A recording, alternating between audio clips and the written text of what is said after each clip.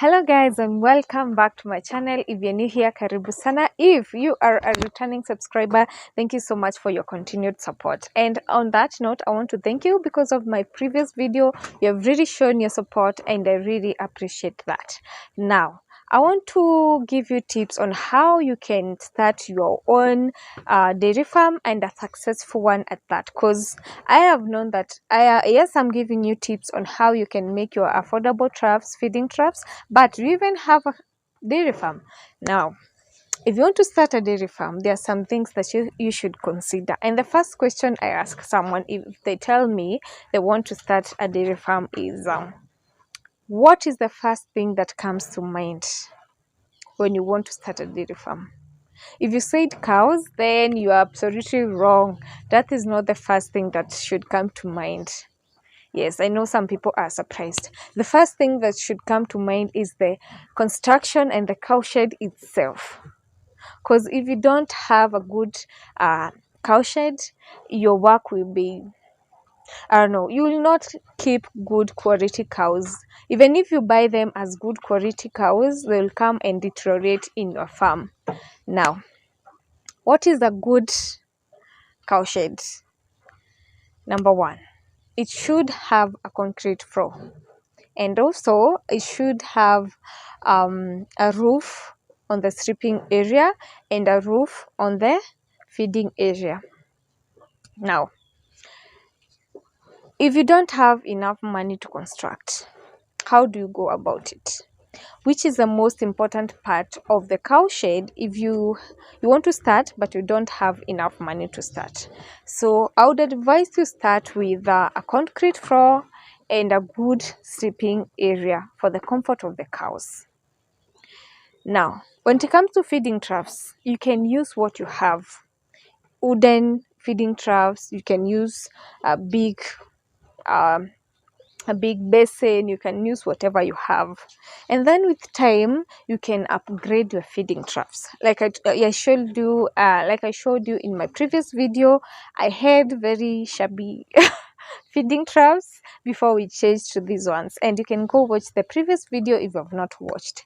Now that you have constructed, no, actually, I want to talk about the stripping area. You should know we have standard measurements for the stripping area, that cubical for one cow, and we have reasons why we do those measurements. Number one, it's because we don't want the cow to be able to move around the stripping area. One, because we don't want it to soil the place.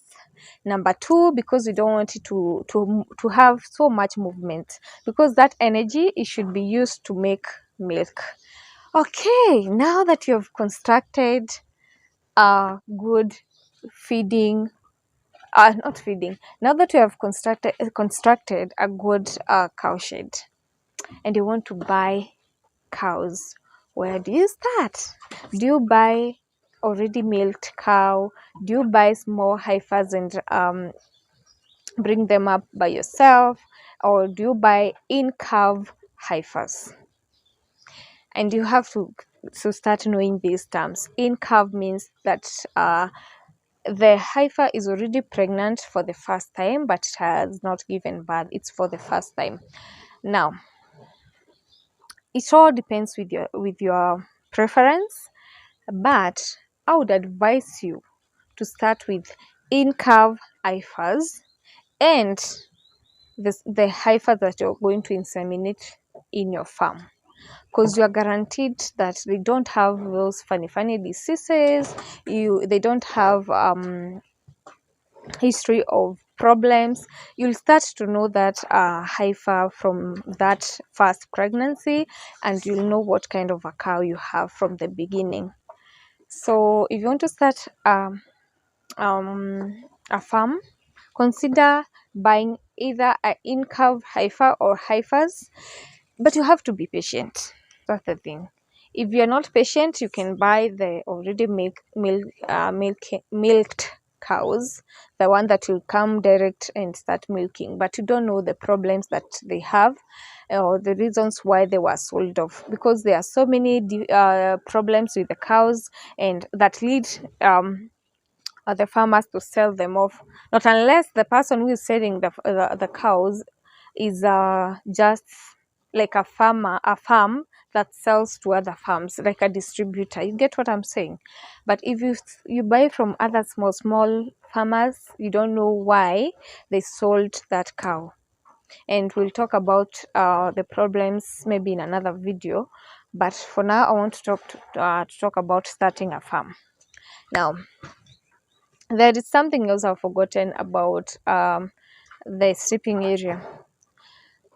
If you don't have, when you construct a sleeping area for the cows, if you cannot afford or you don't have the capability to buy the cow mattresses, because they are there, do your research, they are there. If you cannot buy, you can use sawdust, which is what I use.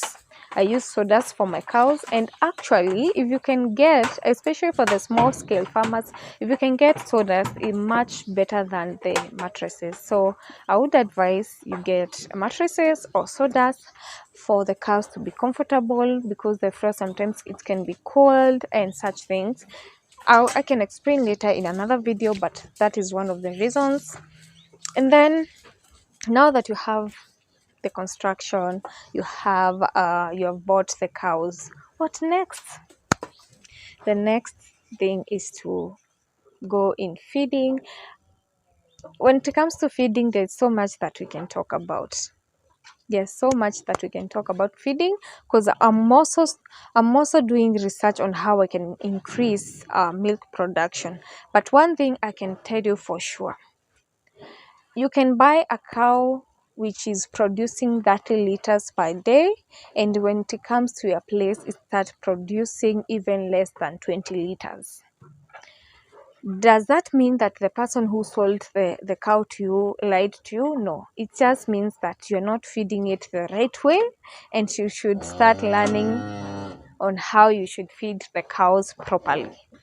Now, that would be a topic on its own. But yes, you have to do research on feeding the cows the right amount of food, the silage, the green, and what have you. There's so many things to consider when it comes to feeding. Now, there's something else I wanted to talk about when it comes to milking. If there is something I've come to understand that people take for granted, and I'll talk this in let me give a precaution. This is, for me, I'm talking as a small scale farmer. The towels that you use to clean their udder, you should have individual towels for each cow.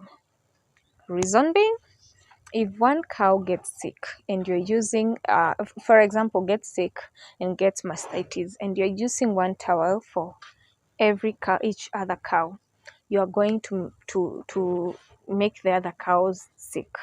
So make sure you have individual towels for every cow. Now, what I don't know is what the large scale farmers does, because I can imagine you have 200 cows, so you have to buy like 200 towels. And that is why, listen, that is why I'm considering to take you to bigger farmers so that we can learn these things together. So if you have questions on dairy farming, on feeding, on hygiene, and what have you, I want you to list them below on the comment section, so that next time that I'm coming, I will consider doing a video in a bigger farm, so that we can learn together. I'm also learning, but I want us to learn together. That is why I'm giving you the tips that I know, the things that I know, so that you can incorporate them. You start the farm, and then we grow together. Is that okay? Now, is there anything that I've left out? Okay, the only thing I can say about the floor, the reason why we prefer the concrete floor, number one, it's because of the cleanness. because when it comes to dairy farm, cleanliness sometimes is very important because of the sicknesses. Number two, because you can't tell me you're going to be looking for matters to put in the kuku kwa ng'ombe. Imagine every day you have like 7-10 cows and you don't have a floor, like it could be messy. So yeah, that is one of the reasons why we do that. For cleanliness, it's easier to clean, to avoid diseases, because with a with kind of a floor you are able to clean it. For example, when you have mastitis case in your farm, you need a lot of cleanness, starting from the buckets that you're milking with, the floor, the area that the cow is sleeping. So a lot of cleanness is needed. Okay, now, is there something that I've left out? I don't know. I don't think there is something I've really left out that is important. But if you want a breakdown of everything, of the materials, of the cost, of the measurements and everything, comment below so that I can.